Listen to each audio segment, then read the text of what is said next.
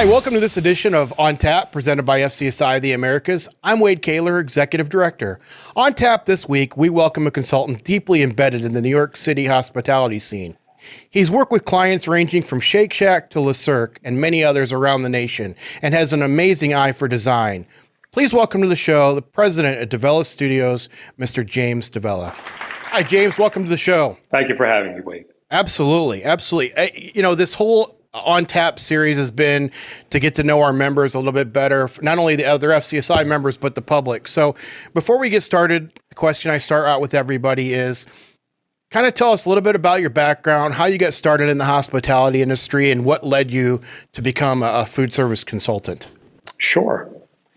It all started when I was growing up in an Italian family where food service was very important, where you sat down, which you probably heard from other people, during lunchtime, and you started talking about what are you going to have for dinner.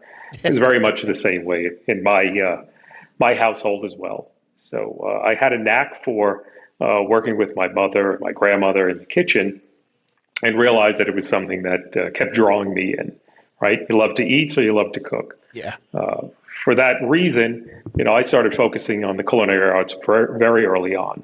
So I started working in restaurants. I started working in bars, fish markets, things like that, just to be around it. I did come from a family with a restaurant or food service in our blood, but it was something that called me. And then I started focusing on going to a university that would give me those capabilities. And I started looking at Johnson & Wales University to get my bachelor's, but then I started expanding my view of the restaurant industry, and that's when Cornell caught my eye. And I realized that it went from the restaurant industry and it opened up to the hospitality industry, very, very wide. And I was fortunate enough to transfer into the hotel school at Cornell, which really changed my whole view and my focus. And that's when I started taking some courses in more consulting and more design, which was led by C.N. Little, of all firms. Yeah. So probably 2 years or so, or a year or so after 2 years, I should say, after I graduated from Cornell, I was in operations. I had worked for Aramark for a couple of years, and then I went back to independent restaurants where my passion always lied. But I was done with operations, so I called my advisor at Cornell, and I said, I want to leave operations. He said, what do you want to do? So I said, I want to do consulting. He says, I have 2 words for you. It was C.N. Little. Yeah. 2 weeks later, I was sitting in front of Bill Eaton in their New York office, and that started me on my formal education, I should say, into how to be a consultant and really learn from the ground up. Yeah. Right? So there I was put into an office with a journeyman called Val Reinhardt, who's no longer with us, but he had already 40 years in the business. He was a draftsman by trade, so he taught me how to draw, and I taught him how to operate. So we had a really good partnership where I was able to take all my chef and operating skills, and he was able to show me how to draft, how to work on a board, how to lay things out. And that's where I was, growing up in the family of C.N. Little. Bill Eaton, obviously we spent quite a bit of time, him being a Cornell grad as well. And I learned through the ranks with John C.N., with Jim Little, Ron Kuzer, and people like Harry Schildkraut, which we still talk today, and many other alumni from the C.N. Little family. We have all been able to, take our passions, maybe open a business, maybe go to another firm. And that's where, it took me to then eventually incorporate my own firm in 2005. It's amazing to me, in all these interviews, I've always known how big of a footprint C.N. Little has had in this industry, and especially in the food service consultant side. But it really is amazing to me how many of you get your start at a firm and how they still today are churning people out, and people get their start there. And granted, there's a lot more firms available now than there were back in the 60s and 70s and stuff, that some of the people I've talked to, but it still really is an amazing firm, and what the people that it's produced over the years. And not only the people it's produced, but the quality of people like yourself and others that have really not only just become a consultant, but went on their own and became very, very successful at themselves and their own firms.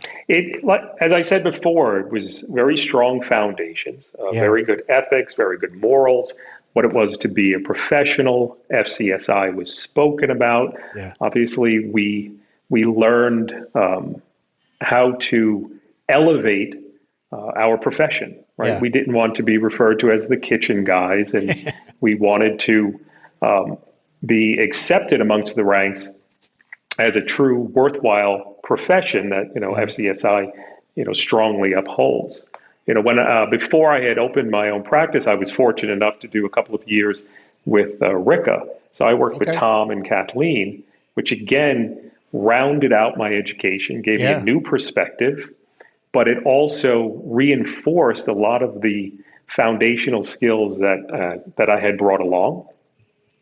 And I was able to test out some of my own theories. And then eventually that led me to open up my own practice. So a follow-up question to that, I guess, you've got Cindy Little, who is very East Coast oriented, obviously location wise, not project wise, but location wise. And then you've got Ricca, who is West Coast or West Coast-ish, if you will, in Denver area.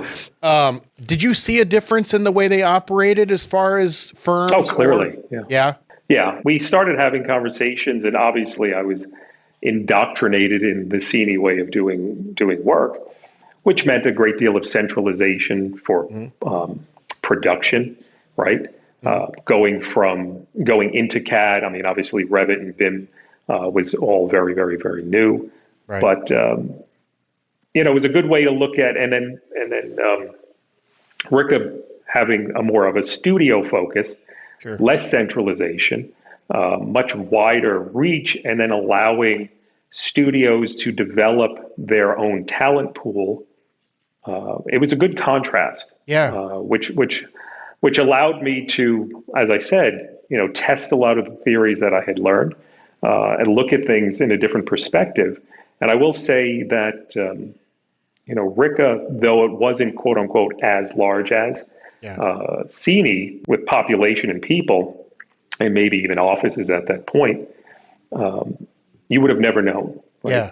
Their ability to market, present themselves, really leverage the skill set that they have was very, very evident, and learned a ton in a really short amount of time that I'd spent with them, and still look to them as I do to Cine as a gold standard in the areas that they work in. They propel in. A message is very, very clear when it comes through when you're looking at a Ricca or a Cine Little project, and that I respect.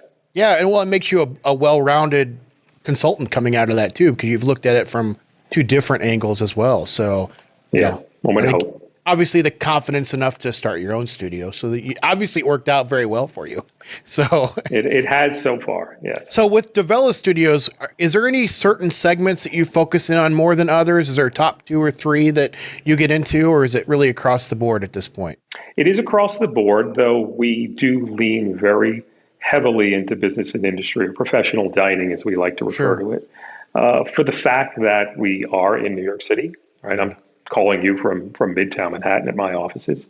And we have garnered a reputation across the owners' representatives, the architectural firms, and our clients directly, that we have a pulse on what the professional dining segment in New York and headquarters, whether they start dipping into other cities as well.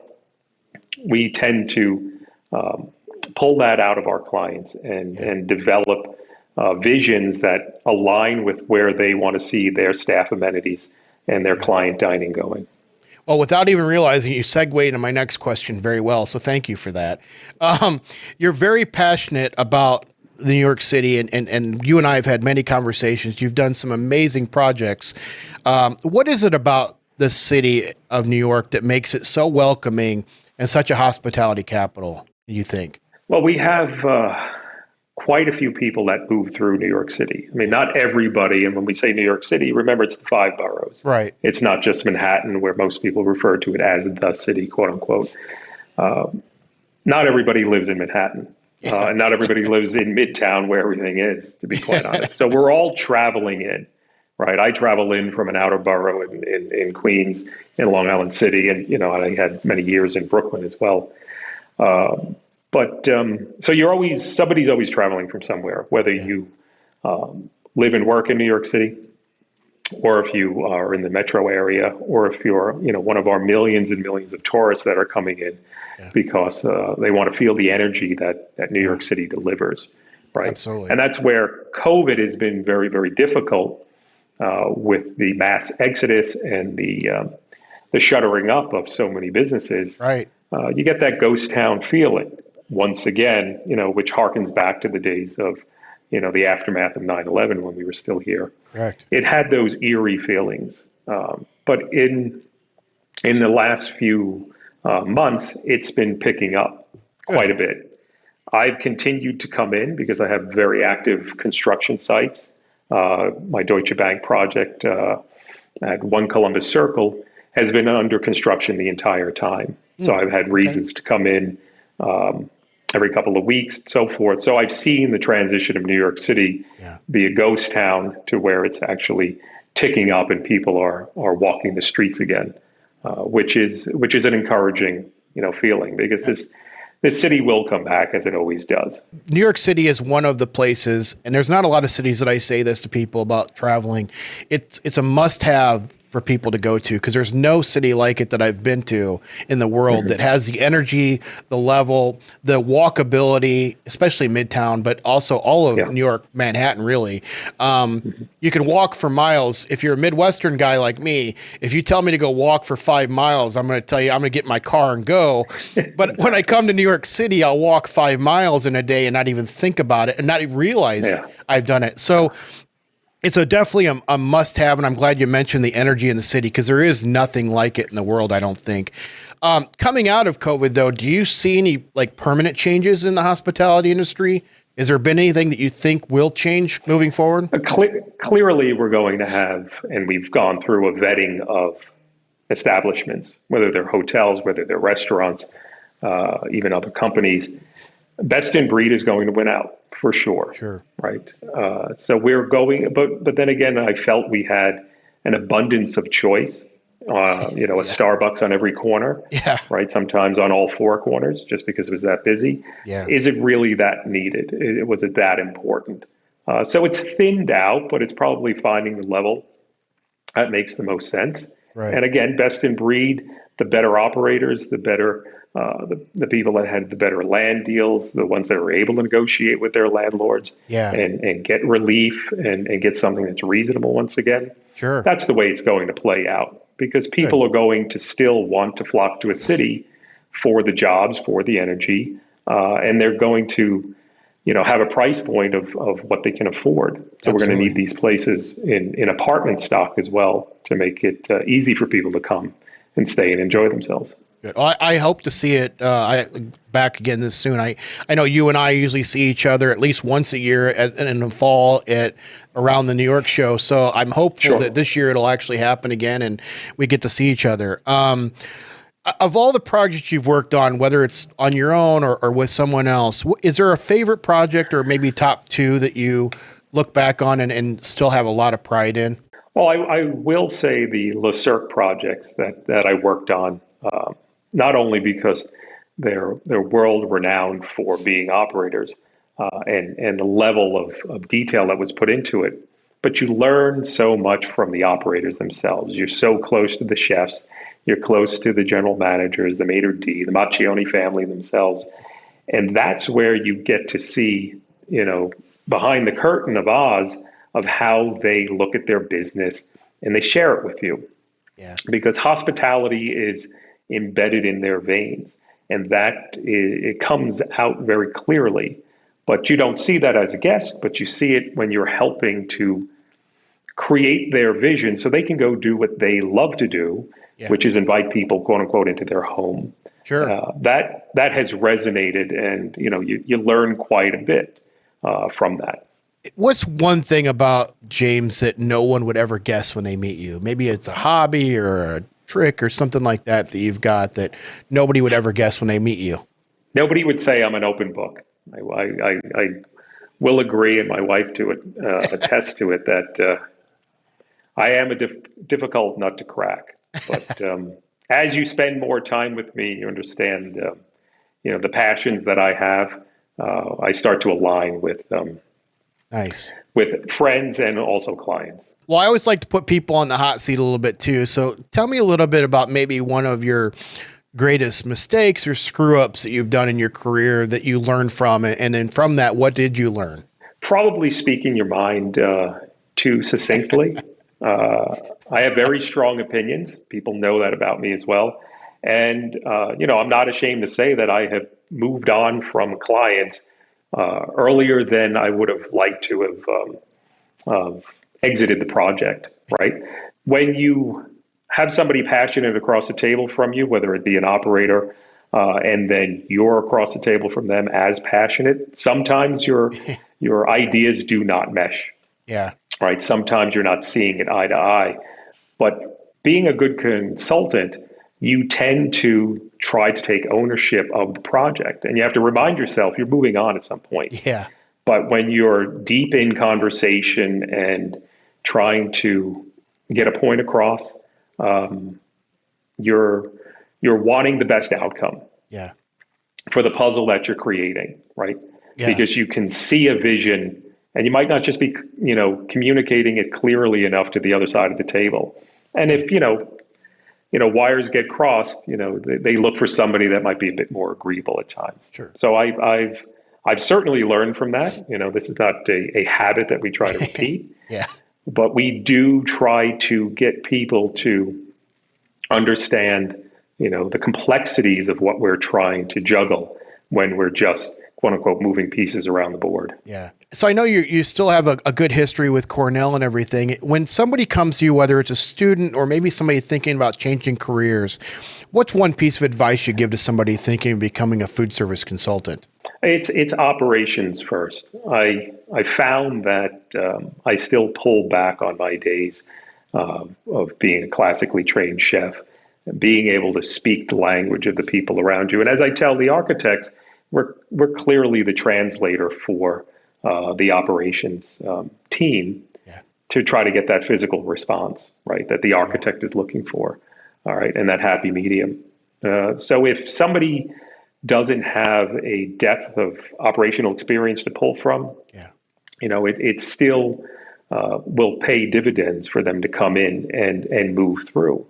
And then as I've explained to my family, when we go out and meet people from, different parts of our industry, I let them know that, people's passions about maybe an ice machine is really, really important to them, or a dish machine, Right. or certain types of ventilation. It's people live and die by the manufacturers they work for or represent, and they're super passionate about that. And you have to find those people, and those are the manufacturers that we tend to keep going back to, the ones that really take their job seriously, understand the space they're working in, and just want to give their best product. As the owner of the firm, what are what's a task or maybe a couple tasks that deserve a lot of your attention, but you seldom actually give it to? It comes and goes. I mean, as the owner, there's lots of pieces and parts that you're keeping this machine going, which you never ever want to burden the rest of your amazing staff with, right? They are focused on production. They're focused on client services. They're focused on the myriad of now virtual meetings that you have back to back all day long. But, as we go through it, that your professional liability insurance is going to come up every single year, right? And ticking through that, ticking through, relocating offices if need be, ticking through all of the marketing. I would say that is probably the part that I find difficult, is to stay on top of getting all of the photographs from all of the great projects that have done. Ooh, good point. Not so much purchasing them, just chasing them down, talking to the other marketing folks to see who owns them and how to acquire them. And then once you do, clearly they're going to get funneled into presentations, but then getting it up and moving through the website. Because you have stories to tell and you want to celebrate your successes. And you want to let everybody know that. And you just don't want to wait for proposals or presentations. You want to try to communicate it more concise and more consistently. So you're getting ready to travel to see a client. What are the 3 must-haves that you have to take with you to every site visit or every meeting or whatever?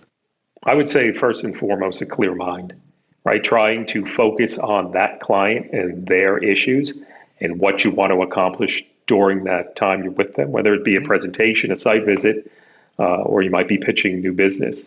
That I spend a great deal of time making sure that I'm anticipating where the presentation or the meeting is going to go, and getting your points asked and answered, and driving, again, that vision that you've spent a lot of time thinking about. So a clear mind to me is probably the most important. I mean, obviously, I'm not leaving without a cell phone because I still want to stay in contact, but letting my other team members know where I might be and to be on the alert for a question about a document, about an RFI, a submittal, and they constantly are answering quick texts, able to give the information like I'm a magician and I'm just retaining all of this in the back of my head.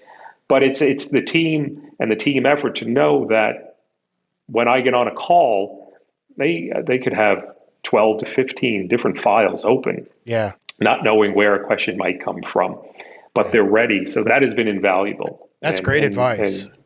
And we work very well to do that. I don't think a lot of people think about that, but that's great to have that backup. It's like your phone a friend with, what was it, Who Wants to Be a Millionaire? Clearly, exactly. Yeah, that's good. Yeah, and because you do want to bring other people into the loop, right? Sure. Speaking as a group as opposed to an individual. I mean, that, granted, my name is on the masthead. When I did rebrand, I gave everybody the opportunity to change the company name to something completely different, and I was completely fine with that. But I got a lot of good feedback from both current employees and people that I have in the industry. And they said they wanted the name they felt that it resonated with the community out there. Good. But I let people constantly know that I'm not the one that's pulling all the strings. Good. Right? I might be the front face, but there's a large team of dedicated individuals that support our efforts. That's a very, very healthy way of thinking things. So, well, that's all the formal questions I've got for you today, James. But before I let you go, as you've seen in the previous season, we do like to have a little bit of fun. So I've come up with some questions for you. The first one is, what's your favorite breakfast cereal? If I still ate breakfast cereal, but it would probably be granola. But I don't have anything consistent, I would say. Fancy restaurant or local dive? Oh, for sure, fancy restaurant. What's a vice that you can't part with? Donuts. Ooh. For sure. Any certain type or just across the board? A really good donut. Yeah, okay. I've been known to search and drive miles to find a donut shop. Clearly, whenever they open, and even when I'm in another city, I will chase one down. Nice. Puppies or kittens? Puppies.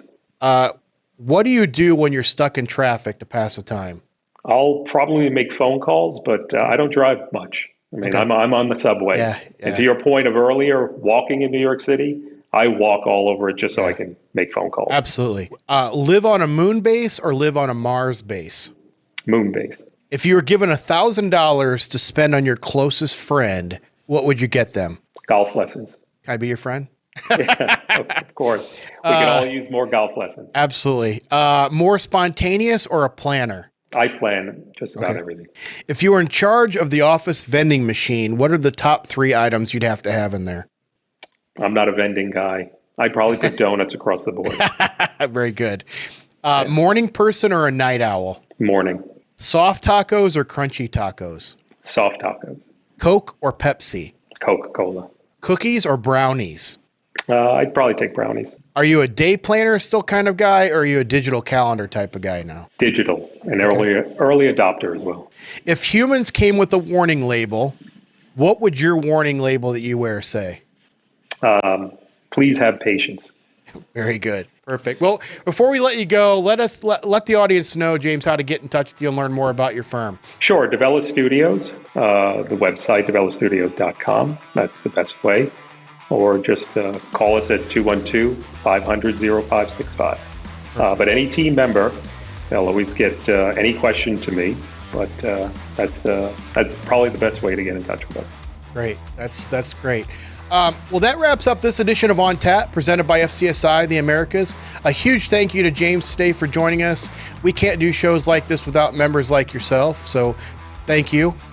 If you enjoyed today's episode, make sure to subscribe to the show wherever you find your favorite podcasts and turn on those notifications so you don't miss out on any future episodes. But until then, cheers.